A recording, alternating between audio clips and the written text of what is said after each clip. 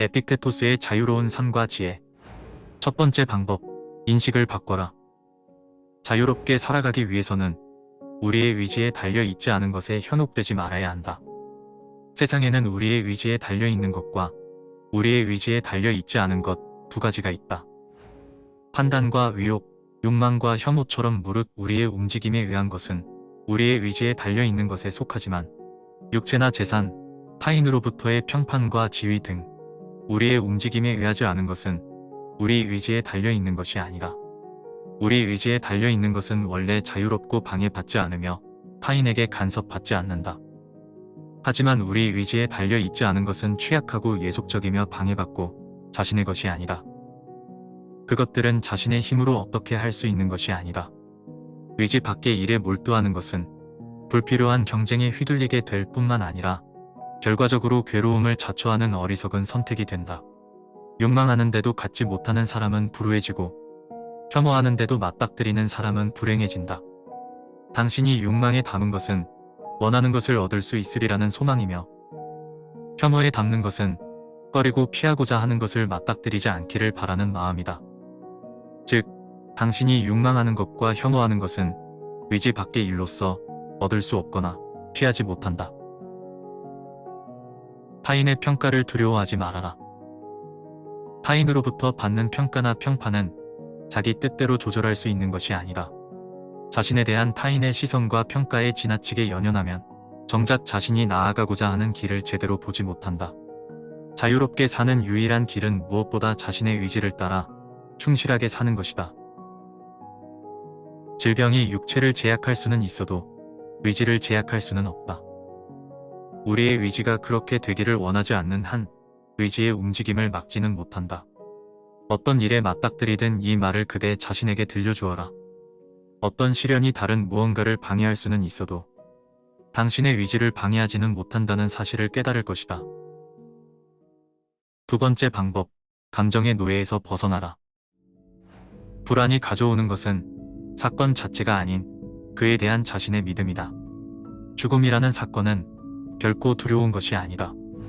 그것은 죽음은 두렵다라는 우리가 가지는 믿음이 두려움의 정체다. 모든 괴로움의 원인은 나 자신으로부터 발생한다. 감정이란 나의 사고방식에 의해 생기는 것이다. 스토아 철학에서는 이렇게 이야기한다. 불안에 휩싸이거나 슬픔에 빠지거나 분노하는 부정적인 감정에 사로잡히는 것이야말로 사람이 불행해지는 가장 큰 원인이다. 사람들은 부정적인 감정의 원인을 외부 세계에서 찾으려고 한다. 마음을 끌어당기는 것과 유용함을 주는 것, 애착이 가는 것이 있다면 그들을 이루는 본질이 무엇인지 잊지 말아라. 그리고 언젠가 사라질 수밖에 없는 존재임을 상기하라. 자연의 이치로 일어나는 일은 선악이 없으며 사물을 올바르게 볼 수 있다면 감정에 괴로워할 필요가 없다. 고대 로마의 정치가이자 철학자인 키케로는 이렇게 말하였다. 악이나 불행으로 보이는 사건은 갑작스러울수록 더 비참하다. 그렇기에 어떤 사건에 대한 예상과 준비는 남겨진 자들의 고통이나 슬픔을 더는 데 도움이 된다. 온갖 일이 일어날 수 있음을 염두에 두고 무언가 사건이 일어나기 전에 일어날 수 없는 일이란 없음을 명심하는 것이야말로 탁월한 지혜이다. 그 무엇에 대해서도 결코 나는 그것을 잃었다라고 말하지 말라. 차라리 그것을 되돌려 주었다라고 말하라. 그대 곁에 있는 대상을 그저 소중히 여기되 어디까지나 언젠가 되돌려 주어야 하는 존재임을 기억하라. 마치 여행자가 여관에 머물다 떠나야 하듯이 쾌락을 멀리함으로써 누릴 수 있는 기쁨과 자부심을 떠올려라. 어떤 쾌락이라도 그것에 대해 마음이 빼앗기지 않도록 자신을 감시해야 한다. 그 즐거움을 잠시 유예하고 자신에게 생각할 시간을 주어라. 쾌락을 누리는 시간, 쾌락이 끝난 후 후회하고 자책하는 시간을 떠올려라. 그리고 쾌락을 멀리했을 때 당신이 얼마나 큰 기쁨을 누리고 자신을 자랑스러워하게 될지를 생각하라. 지금이 그 즐거움을 취할 절호의 기회처럼 여겨지더라도 눈앞의 달콤한 유혹이 자신을 무너뜨릴 수 있음을 기억하고 경계하라.